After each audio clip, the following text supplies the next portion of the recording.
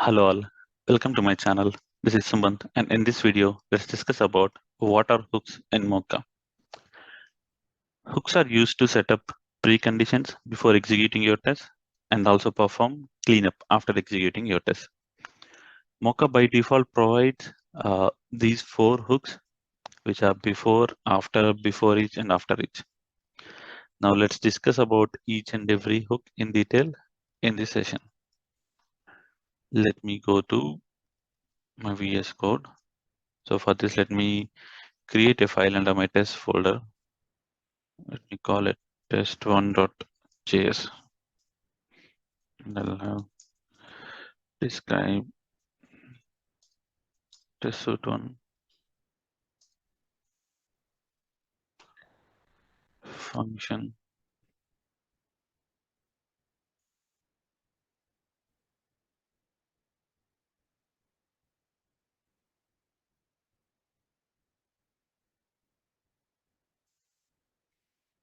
Until here, it test case one function. We'll just do some console log here. Console.log test case one execution completed.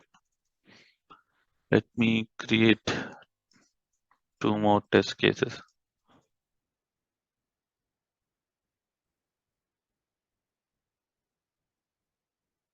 We have total 3 test cases, and let me change the console log as well.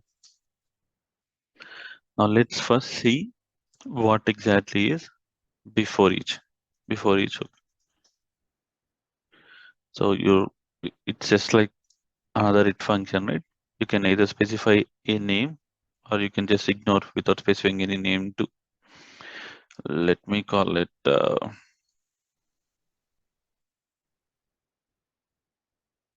B for test suite one, and then we'll have an callback function. I'll just do some console log.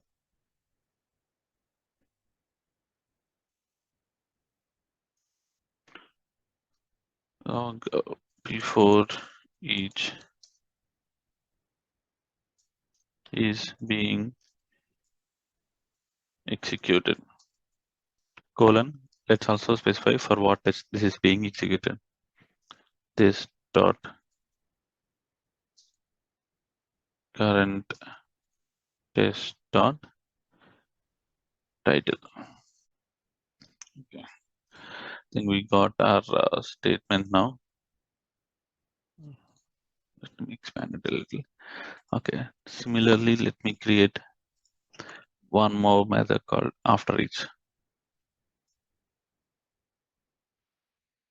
We'll specify it as AE for test suite one, and afterEach for test suite one being executed. Okay, now if I execute this particular test file, right, what happens is before each will be executed before executing any test. Meaning, so first before executing this hit, right, this before each will be executed. Before executing this test, before each will be executed. Before executing this test, before each will be executed. Meaning, before each will be executed before executing a test case, which is this it block in a Mocha test file. So in our case, we have 3 it's right, meaning we have 3 test cases. So before it will be executed every time before executing these tests. So before it will be executed 3 times for this particular test suite. Similarly, after it will be executed after executing the test case. So after it will also be executed 3 times because we have 3 it statements, right? Now, if we execute this particular file, right, the order will be before it is being executed, and the title of this test case 1, test case 1 execution complete. After it is being executed, title of the test case 1. Similarly, before each is being executed, test case 2, test case 2 execution completed. After each is being executed, test case 2. Same thing happens for test case 3 as well. Now let's run our code and verify it. So Mocha, so these tests are present in test folder dot test1.js. So if you look at it, so we have same logs before each log, the test log, and after each log. Before each log, test log, after each log. Before each log, test log, after each log. So this is how before each and after each are used. Next, let's discuss about what exactly before and after hooks are. Let me create a similar method. Let me copy paste these two so that we can save some time. So I'll remove each.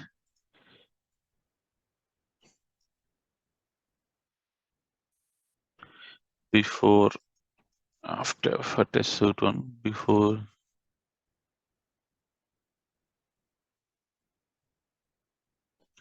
Here we can't use this set current or title because this will specify the describe object, not the test object. So now what this means is before will be executed before executing any it block or before each block in this particular test suite. So this describe is one particular test suite, right? Before executing anything in this particular test suite, this before block will be executed. And after executing everything in this test suite, your after block will be executed. Let me show you. Let me clear console. Let me scroll it a little, click enter. If you look at it, so before is being executed. And at the end, right, at last, after is being executed. Between these two, right, before and after are never executed. So these two things are executed only once for a test suite or for a describe that you have specified. And they will before will be executed before executing anything in this test suite. After will be executed after executing everything in this test suite. When we say everything, we are only talking about after each and before each hooks and it blocks. Let's say if I write some code, let me write console.log verify something. I wrote something in this describe before writing my hooks. Now this statement will be first executed, followed by before, and then before each, it, after each. Same thing for all tests, and finally after. Now, why this is executed is this is not part of any before, after, before each, after each hooks, and also not part of any of your tests, which are the sit blocks. This is something which we wrote outside all these methods. That's why, and this is also executed first, not last. Let's first run it. If you look at it, verify something's executed first. Now, this is one thing. Now, what happens if I create one more nested describe? Describe test suite 1.1, comma, function. And in this function, let me add a couple of tests. Let me call them 4 and 5. Now, if I execute this particular test file, right, will my hooks get executed before executing these tests as well? Let's check and confirm. If you look at this, your tests are being executed even before executing these two tests. So before and after hooks, right, they are executed only once because they will be executed only once for this test suite. As this is an nested test suite or a child set test suite of this, right? These hooks are also applicable for this describe as well. Now, if you write your own hooks inside this, let's say before each hook, before each 1.1 is being executed, 1.1. Now, if we run it,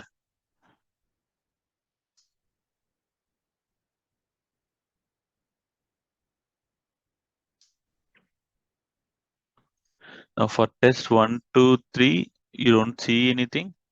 1.1 is being executed. From test 4, right? You see two before each statements are executed. Even for test 5, two before each locks are printed. Two after each locks are also printed. This is because even if you have two hook blocks present in your script, so it will not consider one, it will consider both and it will execute them. So before each case, right, it will execute the outer one first, followed by inner block. In after each, right, it will execute inner one first, followed by outer block. You can see the same thing here. During before each, outer block is executed first, followed by inner block. During after each, inner is executed first, followed by outer block. You can specify before and after as well here. So even that can be applied. Before 1.1, after 1.1. Now these before and after each, right, they won't be executed as part of these outer test statements. They will be part of these inner test statements only. Let me clear my console.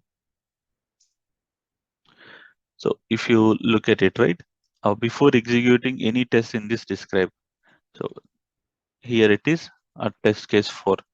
So before 1.1 is being executed, and after executing these two tests, right, after 1.1 is being executed, and at the end, after is being executed. Now, if you look at it, after is being executed only once. After executing all the tests in this entire test set. After 1.1 is executed, after executing tests in the nested describe, because after is added in this particular nested describe. So this particular describe has total 8 hooks, 4 hooks defined here and 4 hooks defined outside. We have already seen in what order they will be executed. Now we have seen nested describe, right? Now what if we create another describe in the same function? Let me copy it and then call this new describe as describe test 2. For time being, let me comment all this. We'll call it test case 5 and test case 6.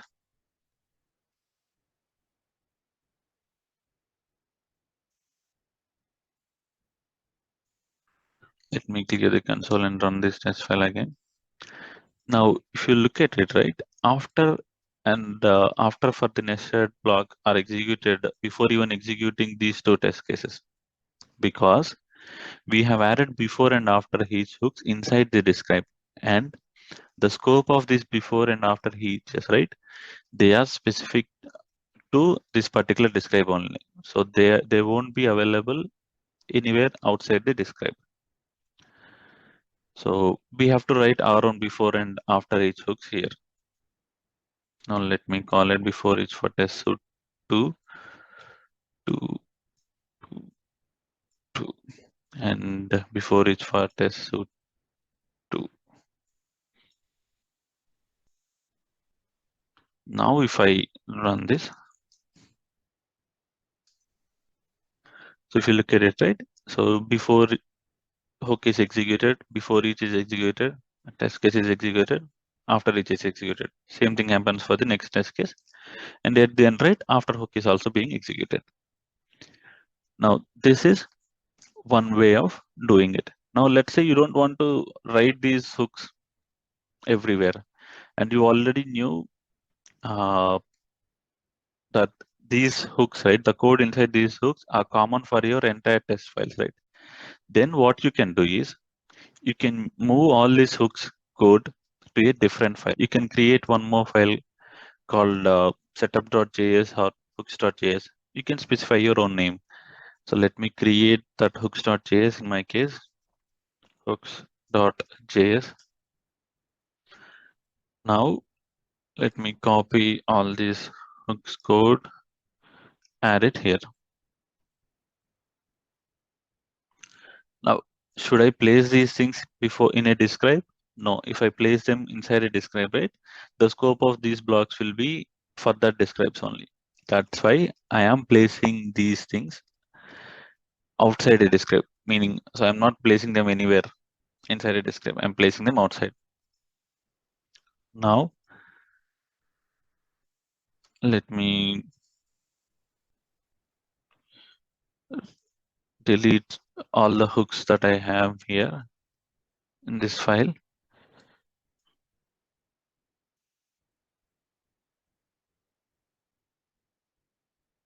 And at the end, we will also remove this hooks. So now our test suite file is simple. So we have 3 test cases in this initial describe, 2 test cases in this nested describe, and then 2 test cases in the second describe. Now let's run it. Now we can just run the same test file. And if you see, right, none of our hooks are being executed because these hooks are present in a different location. Now, in order to make those hooks available for our test, right, we have to tweak our command a little. I'm saying mocha --- file. So path to my hooks.js test / hooks.js. So hooks.js is present in the test folder, right? That's why I'm giving this. And then test / test1.js. Now, if I run it, if you look at it, right, our before and after each hooks are also being executed. Before each two, after two, after each two, and even before two hook is also executed. This is how you can maintain your hooks in a different file and use them during your test case execution. Now let me create one more test file and call it test2.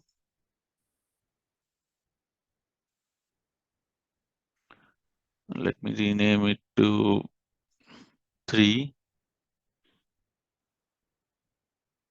and call it 3.1. We have 7 till now. I'll call it 8, 9, 10, 11, 12, 13, and 14. So we'll call it as test suite 4. So we have all these tests available. Okay, I need to change this to 10, 11, and then 12. Even here I have to modify 8, 9. And at the end, I'll say 13 and 14. Okay, so I've created a new test2 file. So now to execute both these tests, right, what I can do, I can just call test folder and click enter. So all these tests are executed and all these hooks are also being executed. Now these 2 test files, right, they are executed in serial, not in parallel. So what I have to do now is, let me click this again. And if I add -- parallel and click enter, it will throw us an error. Let's see.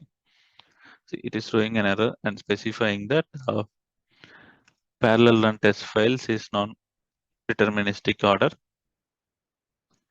and these mutually exclusive with files, meaning you can't use file option here in your command.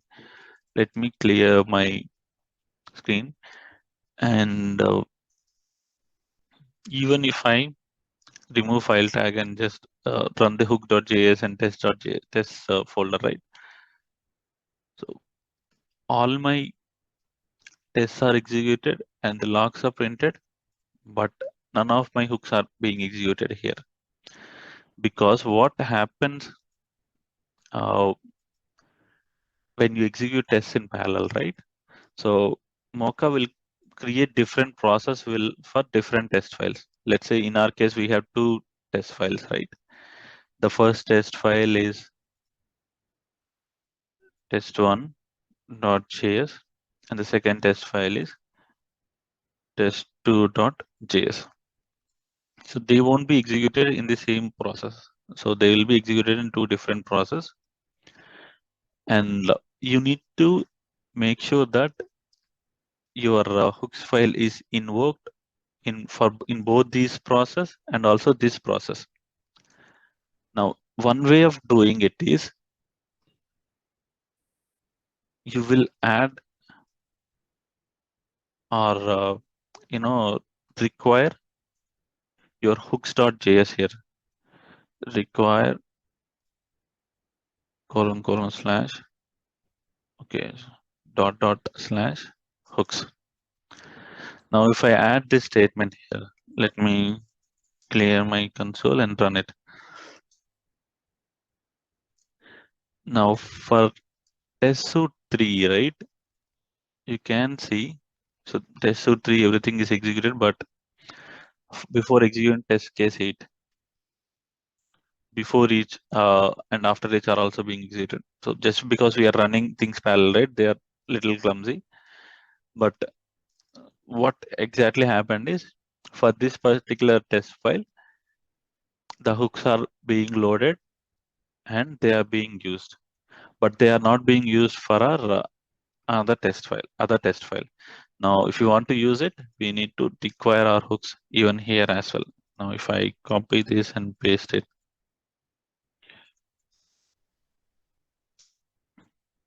then all the hook statements will be executed for all the tests.